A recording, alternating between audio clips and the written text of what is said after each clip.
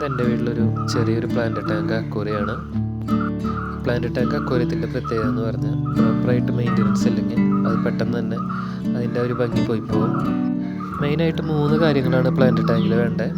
ചെടികൾക്ക് വളരെ അത്യാവശ്യം ഒരു ലൈറ്റ്, പിന്നെ ഒരു നല്ലൊരു ഫിൽട്ടർ മീഡിയ, പിന്നെ ഒരു നല്ല സബ്സ്ട്രേറ്റ്.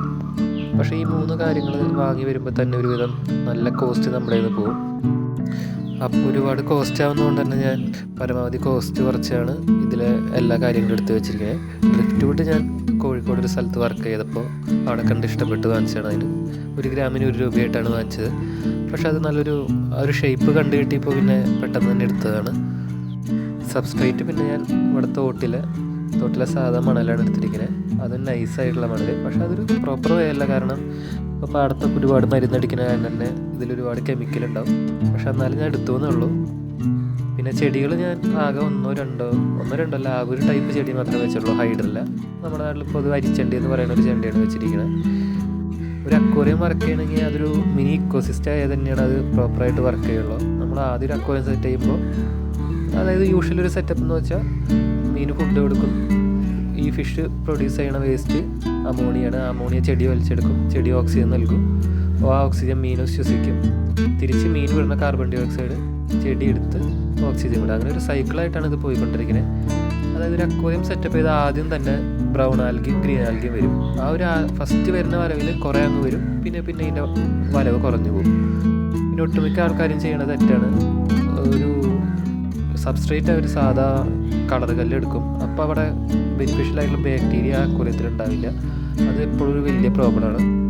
അക്വേറിയത്തിൽ തന്നെ നമ്മളെപ്പോഴും അക്വേറിയത്തിൽ 3 ലെവലുണ്ട്. അതായത് ബോട്ടം, മിഡിൽ, പിന്നെ ടോപ്പ്. ബോട്ടം ലെവലിൽ എപ്പോഴും ബോട്ടം ലെവലിൽ നിൽക്കുന്ന കുറേ ഫിഷുകളുണ്ട്. കോറിഡോറ, ഈ കൂലി ലോച്ച്, അങ്ങനത്തെ കുറേ ഫിഷുകളുണ്ട്. അപ്പോൾ അവർ ബോട്ടമിൽ വരുന്ന ഫീഡ് മെയിനായിട്ട് കഴിക്കുക. പിന്നെ ഒട്ടുമിക്കത് മിഡിൽ ലെവൽ എന്ന് വെച്ചാൽ നമുക്കറിയാം ടെട്ര, ഒരുവിധം എല്ലാ ഫിഷും ഈ അക്വേറിയത്തിൻ്റെ മിഡിൽ ലെവലിലായിട്ടാണ് നിൽക്കുക. അതേപോലെ നമ്മുടെ അക്വേറിയത്തിൽ മെയിനായിട്ട് 3 വേണ്ട ഫിഷുകളാണ്. ആൽഗേറ്റിംഗ് ഫിഷുകൾ നമുക്ക് അത്യാവശ്യമാണ്. മെയിനായിട്ട് നമുക്ക് ഷ്രിമ്പ്, അതേപോലെ തന്നെ ഗോൾഡൻ ആൽഗേറ്റർ, അങ്ങനത്തെ കുറച്ച് ഫിഷുകളെ, പിന്നെ പ്ലെക്കോ. സക്കറിന് പരമാവധി ഒഴിവാക്കാം. സക്കറിന് പകരം ഇപ്പോൾ നമുക്ക് ബ്രിസലോസ് പ്ലെക്കോ ഉണ്ട്. അതാകുമ്പോൾ കാണാനും ഭയങ്കര ഭംഗിയാണ്. ഈ അക്വേറിയത്തിൽ തന്നെ നോർമൽ ബ്ലാക്കും ബ്രിസലോസ് പ്ലെക്കും ആൽബിനോ ഉണ്ട്. എപ്പോഴും ആൽബിനോ വെറൈറ്റിക്ക് ഭയങ്കര സെൻസിറ്റീവ് ആയതുകൊണ്ട് തന്നെ ബ്ലാക്ക് എടുക്കുന്നതായിരിക്കും നല്ലത്. ഷ്രിമ്പിന് വാങ്ങിക്കുന്നുണ്ടെങ്കിൽ മെയിനായിട്ട് നമുക്ക് നല്ല രീതിയിൽ ഫുഡ് വേണം. അതായത് ചെടികൾ കൂടുതൽ ഉൾപ്പെടുത്താം. ഷ്രിമ്പിന് നമ്മൾ അക്വേറിയത്തിൽ ആഡ് ചെയ്യുന്നുണ്ടെങ്കിൽ അവർക്ക് പ്രോപ്പറായിട്ടൊരു ഹൈഡിങ് പ്ലേസ് ആയിട്ടും ഫുഡിനും ചെടികളെപ്പോഴും ഷ്രിമ്പ് വളർത്തുന്ന അക്വേറിയത്തിൽ അത്യാവശ്യമാണ്.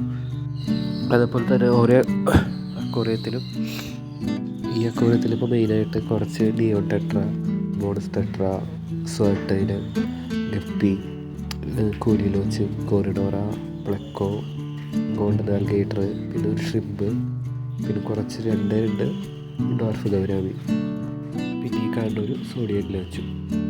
പറയാൻ നിന്നാൽ ഒരുപാട് കാര്യങ്ങളുണ്ട്. വീഡിയോ നീണ്ടു പോകുന്നതാണ് ഞാൻ വളരെ ചുരുക്കുന്നത്. ഫിഷറീസ് പഠിക്കാനായിരുന്നു ചെറുപ്പത്തിൽ എനിക്കിഷ്ടം. പക്ഷേ ഭാവിയിൽ എന്തുകൊണ്ടോ അത് പറ്റിയില്ല. ഇതിൽ തന്നെ മീനുകളുടെ കാര്യം എപ്പോഴും ഭയങ്കര അത്ഭുതമാണ്. ഇതിൽ തന്നെ സ്വാട്ടൈനെന്ന് വാൾന്ന് അറിയപ്പെടുന്നത് ആണില്ലെങ്കിൽ പെണ്ണുങ്ങൾ കുറേ കഴിയുമ്പോൾ ഫീമെയിൽസ് തന്നെ ആണായി മാറും. അതേപോലെ ഈ ടെട്ര പോലുള്ള ഫിഷുകൾ എപ്പോഴും എണ്ണത്തിൽ കൂടുതൽ വേണം. കാരണം അവർക്ക് ഒറ്റയ്ക്ക് നടക്കുമ്പോൾ ഒരു സ്ട്രെസ്സ് ഫീൽ ചെയ്യും. കാരണം അവർക്ക് അവരുടേതായ ഒരു സ്പീഷ്യസ് എപ്പോഴും കൂടുതൽ ഫിഷ് എന്നാണ് അവർ പറയുക. കാരണം അവർക്ക് ഒറ്റയ്ക്കാകുമ്പോൾ അത് അവരുടെ ബിഹേവിയറിൽ തന്നെ നമുക്കൊരു സ്ട്രെസ്സ് പോലെ കാണാം. ഇതിൽ തന്നെ ഒട്ടുമിക്ക ടെട്രകളൊക്കെ എഗ് ലോഡായിട്ട് നിൽക്കണം.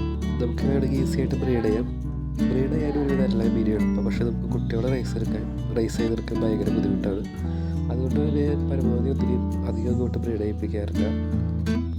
കോറിഡോറ പോലുള്ള ഫിഷുകളൊക്കെ എപ്പോഴും ഭയങ്കര ഷൈ ആയിരിക്കും.